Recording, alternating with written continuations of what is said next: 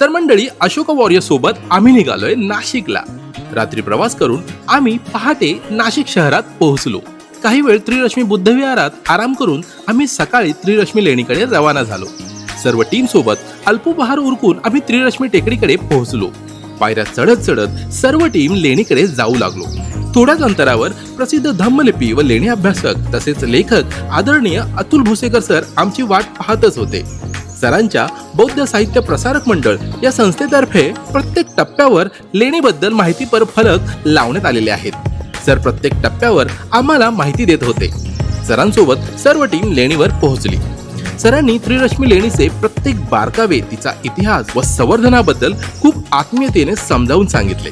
आज सलग चौथ्या दिवशी ते ट्रेक करत होते आणि अशोका वॉरियरच्या अनिल जाधव सरांच्या आग्रहाखातर ते आम्हाला स्वतः लेणी समजावण्यास आले होते. सर्व लेण्यांची माहिती दिल्यावर सरांनी आमचा निरोप घेतला व पुढील लेण्यांची माहिती दान पारिबिताचे सभासद यांनी आम्हाला समजावून सांगितली. त्रिरश्मी लेणीबद्दल पूर्वीच मी माहितीपर रील अपलोड केलेली आहे, ती नक्कीच पहा.